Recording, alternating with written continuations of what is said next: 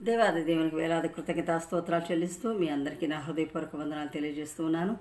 పరిశుద్ధ గ్రంథములో నుండి దినమున 81వ దావీదు కీర్తనలో కొద్ది వచనాలు మనం చదువుకుందాం. మొదటి నుంచి మనకు బలమై ఉన్న దేవునికి ఆనందగానము చేయుడి, యాకోబు దేవుని బట్టి ఉత్సాహధ్వని చేయుడి, కీర్తన ఎత్తుడి, గిలక తప్పెట పట్టుకొనుడి, స్వరమండలమును మనోహరమైన సితారాను వాయించుడి, అమావాస్య నాడు కొమ్ము ఊదుడి, మనము పండుగ ఆచరించు దినముగు పున్నమ నాడు కొమ్ము ఊదుడి.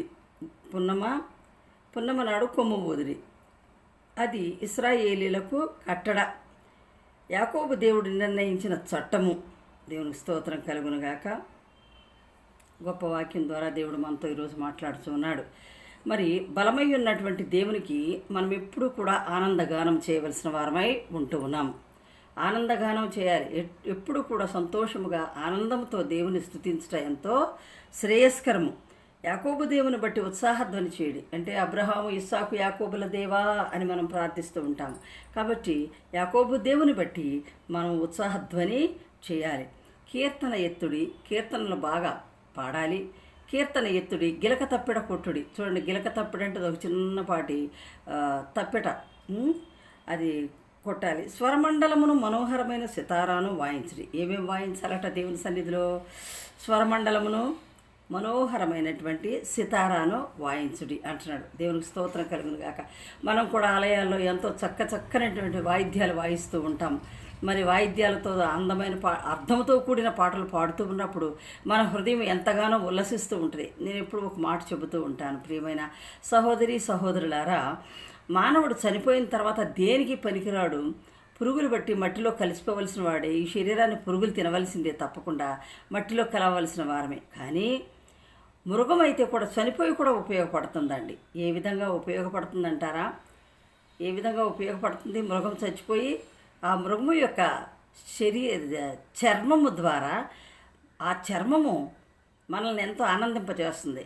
ఎందుకని? ఆ చర్మాన్ని బాగా ఎండబెట్టి క్లీన్ చేసి శుభ్రంగా డ్రమ్ములు డప్పులు కొట్టడానికి, వాద్యాలు వాయించడానికి దాని చర్మం ఎంతగానో ఉపయోగపడుతూ ఉంది. కాబట్టి మానవుడు చనిపోయి దేనికి పనికిరాడు. కానీ మృగము చనిపోయి మృదంగమై ఆ మృదంగ డప్పులతో శబ్దాలతో మనల్ని ఎంతగానో మన హృదయాలను ఆనందింప చేస్తూ మరి ఎంతగానో ఉత్సాహపరుస్తూ ఉంటుంది. ఆ శబ్దం ద్వారా మనము ఉత్తేజింపబడతాము, ప్రోత్సహింపబడతాము. ఆ శబ్దం ద్వారా గుండెల్లో గొప్ప ఆనందం వస్తూ ఉంటుంది. ఆ చక్కని శబ్దంతో చూడండి, మానవుడు దేనికి పనికొస్తాడు? గర్వముతో, అసూయ, పగ, ద్వేషాలకే పనికొస్తున్నాడు. కానీ మానవుడు బ్రతికున్నంతకాలము ఏదో సంపాదించి బాగా బ్రతికేమని అనుకుంటున్నారు. కానీ దేనికి పనికిరాని వారమని మనం ఒకసారి జ్ఞాపకం చేసుకోవాలి మనల్ని మనము. దేవుడు ఎంత గొప్ప దేవుడు అండి. బ్రతికుండగా నీవు ఉత్సాహధ్వని చేయి. నీవు నమ్మిన దేవుని నువ్వు గొప్పగా ఆచరించు, ఆరాధించు, స్వరమెత్తి పాడు, ఉత్సాహగానాలు పాడు. మరి ఇంకొకటి ఏమన్నాడు?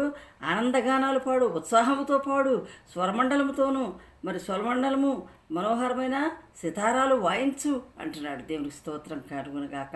తాళములతో, స్వరమండలముతో, మృదంగ వాద్యములతో మరి దేవుణ్ణి ఎంతగానో ఆరాధించవలసిన వారమై ఉంటున్నాం. దేవాది దేవునికి స్తోత్రం కలుగునుగాక. మరి ఇంకొక మాట అంటున్నాడు, అమావాస్య నాడు కొమ్ము ఊదిరి అంటున్నాడు. చూడండి, బైబిల్ గ్రంథంలో అమావాస్య పౌర్ణమిలు కూడా ఉన్నాయి. చూడండి, ఎప్పుడు పోతారట? అమావాస్య నాడు కొమ్ము ఊదమంటున్నాడు. అలాగే మనము పండుగ ఆచరించు దినముగు పున్నమి నాడు పండగలు ఆచరిస్తారు. పున్నమి మంచి రోజు అంటారు, అమావాస్య చెడ్డ రోజు అంటారు. కానీ చూడండి, పున్నమి నాడు పండగ చేసుకునే రోజు కనుక ఆ రోజు కొమ్ము ఊదండి అంటున్నాడు. ఎప్పుడు ఊడాలి? ఎప్పుడెప్పుడు ఊదాలట? అమావాస్య నాడు ఊదండి కొమ్ము. అలాగే పున్నమి నాడు, పౌర్ణమి నాడు కూడా మీరు కొమ్ము ఊదండి. ఇది ఆ రోజుల్లో ఇది ఇశ్రాయేలీలకు కట్టడ చేయబడింది అనమాట. యాకోబు దేవుడు నిర్ణయించినటువంటి చట్టముగా ఉండేది. అప్పుడు దేవుడు నిర్ణయించినటువంటి అదొక చట్టము. ఇప్పుడు మనం ఎప్పుడంటే అప్పుడు మనం ఇంట్లో ప్రార్థన పెట్టుకున్నా మనం వాయిద్యాలు వాయించుకుంటాము. మరి ఆలయాలలో, దేవుని చర్చిలలో, ఆలయాల్లో మనం ప్రార్థన ఆరాధన జరిగిస్తున్నప్పుడు చక్కని పాటలు వాయిద్యాలతో మరి మనం దేవుని స్తుతిస్తూ ఉంటాము. దేవునికి స్తోత్రం కలుగునుగాక. పరిశుద్ధుడైన తండ్రి తన నామమును ఏ విధంగా ఘనపరచాలో కూడా మనకి తెలియచేయబడింది ఈ యొక్క గ్రంథాల ద్వారా, ఈ వాక్యముల ద్వారా. ఈ బలమైన దేవుణ్ణి మనము బలముగా ఆరాధించలేకపోతున్నాము. బలమైన దేవుణ్ణి మనము బలముగా ఆరాధించలేక పోతున్నాము. ఆయన దగ్గర ఆనంద గానాలు పాడలేకపోతున్నాము. కొంతమందికి పాడాలని ఉంటుంది కానీ సిగ్గుపడుతూ ఉంటారు. ఓ బిడ్డలారా, ఓ సహోదరి సహోదరులారా, దేవుని సన్నిధిలో పాటలు పాడడానికి కానీ పాటలు పాడుటకు సిగ్గుపడేవారు, బైబిల్ వాక్యం చదవాలంటే భయపడేవారు, సిగ్గుపడేవారు. బైబిల్ సన్నిధిలో పిలిచినప్పుడు ఒక పాట పాడమని కానీ బైబిల్ చదవమని కానీ పిలిచినప్పుడు అమ్మో నాకు రాదండి అంటారు. కానీ అది చాలా తప్పు. నీకు రాదు అంటే నేను రానివ్వను అంటాడు దేవుడు. నువ్వు నా సన్నిధికి అవసరం లేదు, నువ్వు నాకు పనికొచ్చే పాత్రవు కాదు అని చెబుతాడు దేవుడు. కాబట్టి ఇంకా మరి దేవుని సన్నిధిలో ఒకవేళ ఎవరైనా అమ్మ నువ్వు చదువు ఈ బైబిల్ వాక్యము, లేక పాట పాడమ్మా స్పెషల్ సాంగ్ అన్నప్పుడు నువ్వు భయపడి సిగ్గుపడితివా? అమ్మ నీవు నన్ను గురించి పాడడానికి సిగ్గుపడుతున్నావు కదా నా కుమారుడా, నా కుమార్తె, నిన్ను ఒకానొక దినంలో నీవెవరవో నాకు తెలియదు, నిన్ను బట్టి నేనే సిగ్గుపడతానంటున్నాడు దేవుడు. హల్లెలూయా. దేవాది దేవునికి స్తోత్రం కలుగునుగాక. పరిశుద్ధుడైన తండ్రి మరి ఇంకొక మాట అంటాడు, ఎంత గొప్ప దేవుడండి, ఎందుకని ఉత్సాహగానం చేయలేకపోతున్నాం? అమ్మా హల్లెలూయా చేతులు ఎత్తండి అమ్మా అంటే ఎవరో కూడా చేతులు ఎత్తడానికి ఇష్టపడరు. మరి చేతులు ఎత్తి ఆరాధిద్దామమ్మా దేవుణ్ణి, హల్లెలూయా చెప్పండి అంటే చేతులు ఎత్తడానికి ఎంతో సిగ్గుపడుతూ ఉంటారు. మరి కళ్ళు తెరిచి చూస్తూ ఉంటారు ఆరాధన టైంలో.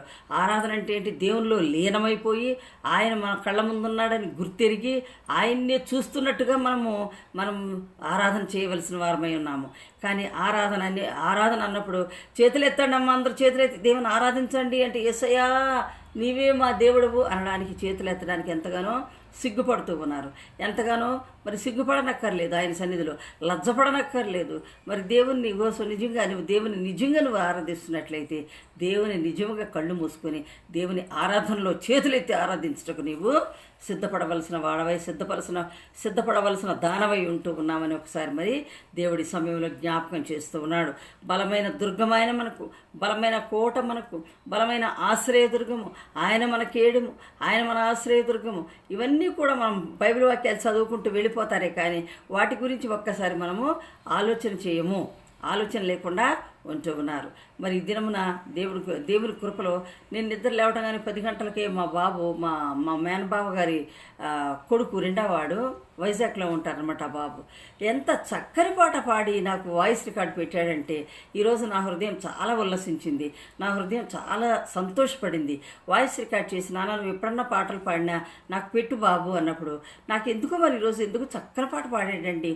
ఆ కళ్ళు తెరిచాను, ఏంటి మా చిన్నోడు ఏదో మెసేజ్ పెట్టాడండి. మా చిన్నాడు చూస్తే అసలు పాట ఎంత గొప్ప పాట అంటే ఆ పాటలో ఉన్న అర్థాలు చూసి నా హృదయం ఉప్పొంగిపోయింది, ఉల్లసించింది. నాకు ఇవాళ చాలా ఆనందంగా ఉంది. దేవునికి స్తోత్రం కలుగునుగాక. ఆ పాడి వినిపించినటువంటి నాకు వాయిస్ రికార్డ్ పెట్టినటువంటి మా చిన్నాడిని దేవుడు బాగుగా దీవించి ఆశీర్వదించాలని, ఇంకా రిటైర్డ్ అయిన తర్వాత కూడా ఎక్కువగా సేవలో వాడబడాలని, అలాగే నేను దేవుళ్ళ కుమారుని నేను దీవిస్తూ ఉన్నాను. అదే విధంగా మా పెద్ద బాబు కూడా, అంటే ఆ బాబు మా చిన్నాడు వాళ్ళకు అన్న, ఆ బాబు కూడా చాలా చక్కని సింగరు, ఆయన ప్రొఫెషనల్ సింగరు. కాబట్టి ఈ బిడ్డల్ని దేవుడు చక్కని గాత్రం ఇచ్చాడు. వాళ్ళు ఈ సమయాల్లో ఇప్పుడు ఉపయోగపడుతూ ఉన్నారు, దేవుని స్తుతిస్తూ ఉన్నారు, ఆరాధిస్తూ ఉన్నారు. అసలు వాళ్ళు పాడుతుంటే ఆ స్వరంలో ఉన్న మాధుర్యం ఎంత గొప్పదో చెప్పలేనమాట. కాబట్టి అందుకని అంటున్నాడు, మరి అర్థ సందర్భంగా చెప్పాల్సి వచ్చింది. మనకు బలమై ఉన్న దేవునికి ఆనందగానం చేయడి, యాకోబు దేవుని బట్టి ఉత్సాహధ్వని చేయుడి అంటే ఉత్సాహంగా సంతోషంగా ధ్వని చేయటం, చేతులతో చప్పట్లు కొడుతూ ఉంటాం చూడండి. అది కూడా ఒక మ్యూజిక్ ఇలా ఒక టైప్లోనే కదండి శబ్దము. చప్పట్లు కొడుతూ ఉంటే అందరూ ఒకేలాగా చప్పట్లు కొడుతూ ఉంటే ఉత్సాహంతో ఆ ధ్వని చేస్తూ ఉన్నప్పుడు మన హృదయం ఎంతగానో సంతోషిస్తూ ఉంటుంది. అలాగే ఆలయాల్లో మనం చప్పట్లు కొట్టకుండా ఉండలేము. కొంతమంది చప్పట్లు కొడితే కూడా సిగ్గుపడతారండి. సిగ్గుపడవద్దు నా ప్రియమైన వారలారా, దేవునికి స్తోత్రం. అలాగే బలమై ఉన్న దేవునికి ఆనందగానం చేయడి, యాకోబు దేవుని బట్టి ఉత్సాహధ్వని చేయడి. ఉత్సాహంగా ధ్వనితో, శబ్దముతో, మేళ తాళములతో, మరి చక్కచక్కని తాళములతో, మరి అన్నీ మరి ఎంతో చక్కని వాయిద్యాలు ఉన్నాయి మనకి. వాటన్నిటి ద్వారా తబలా, మరి డోలకు, ఈ విధంగా మరి ఏంటి కాంగో, ఈ విధంగా ఎన్నో చూడండి. అవన్నీ కూడా దేని డోలకు, మరి డోలకు, తబలా, కాంగో ఇవన్నీ కూడా దేంతో తయారు చేయబడినాయి? మృగము యొక్క చర్మముతో చేయబడినవి. హల్లెలూయా, హల్లెలూయా. ఆ మృగాలన్నా చచ్చిపోయినాక మనల్ని ఆనంద పెడుతున్నాయి ఆ శబ్దం ద్వారా.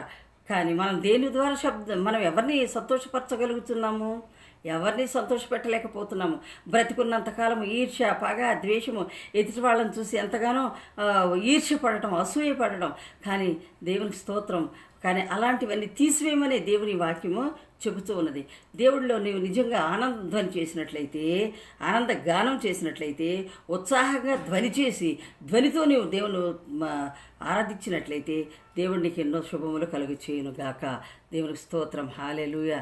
దేవుడి కొద్ది మాటలు దీవించి ఆశీర్వదించును గాక. ఆమేన్.